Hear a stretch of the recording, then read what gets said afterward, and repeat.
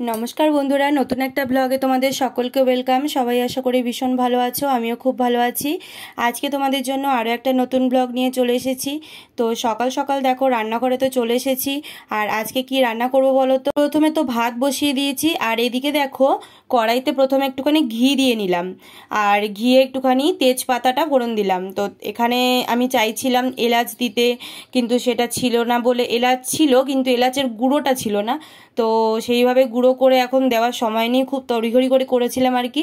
তো সুজি করছিলাম, কাজু কিশমিশও ছিল না, একদম নর্মালভাবে করেছিলাম। আর তারপরে দেখো কলমি শাক আগের দিন কেটে রেখেছিলাম, তো সেই কলমি শাকটাই আর কি করে নিচ্ছি পেঁয়াজ দিয়ে, যেমন নর্মালি আর কি যেরকম ভাজা করে সেরকমই। আর তারপরে করব কি বলো তো, সোয়াবিনের তরকারি করব। তো সোয়াবিনটা আগে আর কি জলে ভালো করে সেদ্ধ করে নিয়েছি, আর আলু টমেটো পেঁয়াজ এগুলো সব কেটে নিয়েছি যা যা লাগবে আর কি। তো সয়াবিনটাকে ভালো করে জল ঝরিয়ে নিয়ে তেলে একটুখানি নুন আর হলুদ দিয়ে ভালো করে ভেজে নিয়েছি, আর আলুটাকেও ভেজে নিয়েছিলাম। আর এদিকে একটু পেস্ট করেই করেছি মশলাটাকে, তাহলে কাজটারও অনেক তাড়াতাড়ি হবে। পেঁয়াজ টমেটো আর কাঁচা লঙ্কা আর আদা, তো আমি এখানে রসুন ব্যবহার করিনি। তো এইভাবে আর কি মশলাটাকে কষিয়ে নেব খুব ভালো করে, আর তারপরে সয়াবিন আর আলুটাকে দিয়ে আরও বেশ কিছুক্ষণ ধরে কষিয়ে নেওয়ার পরে জল দিয়ে আর কি যেরকমভাবে নর্মালি সয়াবিন করে আর কি ওরকমভাবে করে নিচ্ছি। আর এদিকে দেখো ময়দা মাখছি। ময়দা কেন মেখেছি বলো তো, ওকে আর কি টিফিনে দেবো, সেটা কি দেবো বলছি। আর এখানে পেঁপে সেদ্ধ দিয়েছিলাম ভাতের মধ্যে, সেটাও মেখে নিলাম কাঁচা লঙ্কা নুন আর তেল দিয়ে।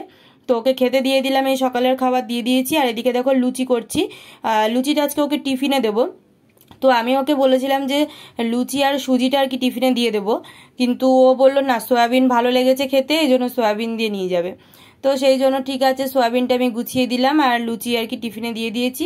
একটু চা করে নিলাম, চা তো খেয়ে নিয়েছি। আর ওর তো লুচি হলেই হলো, মানে ওই ভাত সাথেই আর কি লুচি দিলাম, দুটো আরও খেলো। আর ভাইয়ের জন্য, ভাইও আর কি লুচি ভালো খায়, ওই জন্য বললাম যে তাহলে তোকেও আজকে স্কুলে টিফিনে অন্য কিছু নিতে হবে না, আমি তোকে লুচি আলুর তরকারি করে দেবো। তো সেই জন্য আলু চচ্চড়ি করে দিয়েছিলাম আর লুচিটাও ওকে করে দিয়েছিলাম। তো তারপরে দেখো যে সমস্ত কাজগুলো ছিল আর কি, দেখো রান্নাঘরের কি অবস্থা, পুরো ছড়িয়ে ছিটিয়ে রয়েছে। মানে সকালে যেন যুদ্ধ চলে গেলে, এত কিছু রান্না টান্না করে না, মানে পুরো অবস্থা খারাপ রান্নাঘরের। তো সেইগুলো আর কি এবার গুছিয়ে গাছিয়ে নেবো আর কি, সব পরিষ্কার পরিচ্ছন্ন করে নিয়েছি। আর এদিকে বিছানাপত্রও গুছিয়ে নিয়েছি, আর তার সঙ্গে একটুখানি গান শুনতে শুনতে কাজ করছিলাম, নইলে পরে না মানে এনার্জি পাই না। তো একটু স্পিকারে গান শুনতে শুনতে কাজ করলাম। তারপরে একটু লস্যি খেয়ে নিলাম। লস্যিটা অনেকক্ষণ আগেই বাইরে বার করে রেখেছিলাম, ঠান্ডা লেগেছে বলে ওই জন্য একটু গরম করেই তারপরে খেয়েছি। আর এখানে দেখো ফ্রিজ থেকে মাংসটা বার করে রেখেছিলাম, মাংসটা ধোয়া হয়নি, তো সেটাকে ধুয়ে রেখেছি। তো মাংসর এখন ছড়াছড়ি হয়ে গেছে ঘরে, মানে দুটো বাটিতে ভর্তি ভর্তি মাংস, এখন কবে খাওয়া হবে তার ঠিক নেই, শুধু এনে এনেই জমা করছে, কবে যে রান্না হবে জানি না। যাই হোক, তো এই তো রাখা হলো। আর দুপুরে আমার সকালে যা রান্না ছিল সেটাই আর কি আমি দুপুরে খেয়ে নিয়েছিলাম। আর দুপুরবেলাতে একটা ফানি ভিডিও আমি আর কি শ্যুট করেছিলাম, তো এটা তোমাদের সঙ্গে অলরেডি শেয়ার করে দিয়েছি, তোমরা অনেক ভালোবাসা দিয়েছো, তো আমি খুব খুশি হয়েছি। তো তোমরা চাইলে আমি এরকম আরও অনেক অনেক ব্লগ বা ভিডিও, কমেডি ভিডিও শেয়ার করব। তো এইসব কমেডি ভিডিওর পেছনে যে এত স্ট্রাগল থাকে সেটা তোমাদেরকে একটু দেখিয়ে দিলাম, পুরো সারা খাট ফাট ছড়ানো একদম, মানে বিচ্ছিরি অবস্থা আর কি। তো তারপরে সব গুছিয়ে গাছিয়ে নিয়ে আর কি ছাদে চলে গেলাম, ছাদে একটু হাঁটাহাঁটি করছিলাম। ডাক্তারে তো বলেইছে একটু হাঁটতে, তো আমার তো বাইরে প্রতিদিন যাওয়াটা তো সম্ভব হয় না, তো সেই জন্য ছাদে তো পুরো লম্বা ছাদ, তো ওখানেই হাঁটলে পরে হয়ে যায়। তো আধা ঘন্টা মতো একটুখানি হাঁটাহাঁটি করছিলাম। আর এত বৃষ্টি হয়েছিল না, পুরো স্লিপ হয়ে গেছিলো, একটু ভয়ে ভয়ে আর কি আস্তে আস্তে হাঁটলাম কিছুক্ষণ, তারপরে ঘরে চলে এলাম, সন্ধ্যা দেওয়া হয়ে গেছে। আর এবার একটু চা করে নিলাম নিজের জন্য। তো চা খেয়ে নিয়েছি, এবার হচ্ছে রাত্রিবেলার জোগাড় করব। তো সেই জন্য দেখো মুসুর ডাল আর কি ভিজিয়ে রেখেছি ধুয়ে, আর এখানে আটাটা মেখে নেব, মানে রাত্রেবেলাতে রুটি করব আর কি। আর মুসুর ডাল দিয়ে একটা নতুন রেসিপি করব আজকে, সেটা তোমাদের সঙ্গে শেয়ার করছি, যদিও শর্টস ভিডিওতে তোমাদের জন্য শেয়ার করে দিয়েছি, তাও আমি আর একবার দেখিয়ে দিচ্ছি। তো এখানে দেখো মুসুর ডালটাকে ভিজিয়ে রেখেছি বেশ কিছুক্ষণ। আর এখানে যা যা লাগে আর কি, তরকার মতো করতে গেলে যা যা লাগে, যেরকম পেঁয়াজ টমেটো কাঁচা লঙ্কা ধনেপাতা কুচোনো, আদা রসুন পেস্ট, আমার কাছে আদা রসুন বাটা ছিল না বলে পেস্টটাই ব্যবহার করেছিলাম। তো তারপরে দেখো মুসুর ডালটাকে সেদ্ধ করে নিয়েছি ভালো করে, ওর ভেতর নুন হলুদ কিছু কিন্তু দিইনি, এমনি নর্মালভাবেই সেদ্ধ করেছি। আর ভিজিয়ে রাখার একটাই কারণ তাড়াতাড়ি তাহলে আর কি সেদ্ধটা হয়ে যাবে, তো সেই জন্য। তো এই দেখো মুসুর ডাল তো ভালো করে সেদ্ধ হয়ে গেছে। এবার কড়াই আমি বসিয়ে দিয়েছি। কড়াইতে প্রথমে দেখো কাসুরি মেথিটাকে একটুখানি ভালো করে ড্রাই রোস্ট করে নেব।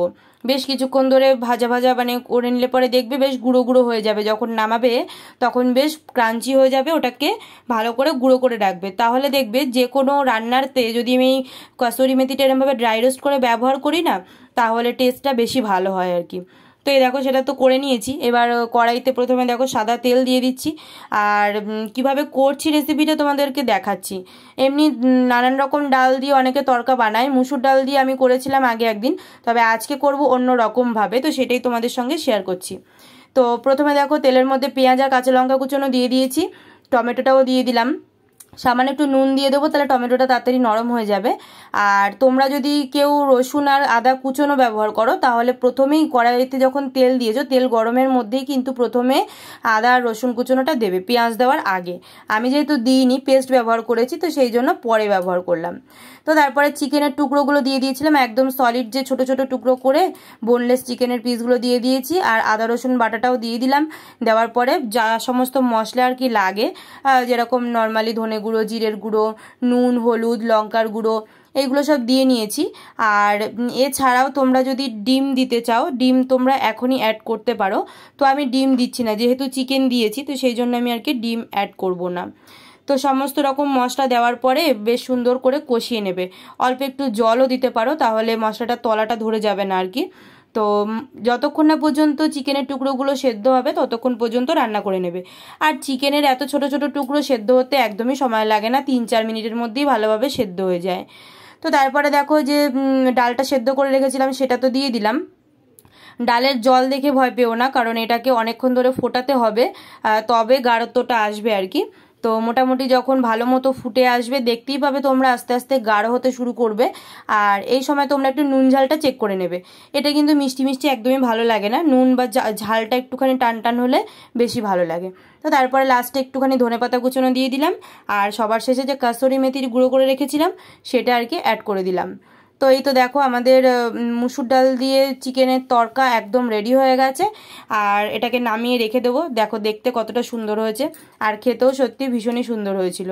তোমরা যারা করনি, এমনি নর্মাল তড়কা ছাড়া এরকমভাবে একবার করে দেখো, সত্যিই ভালো লাগে খেতে।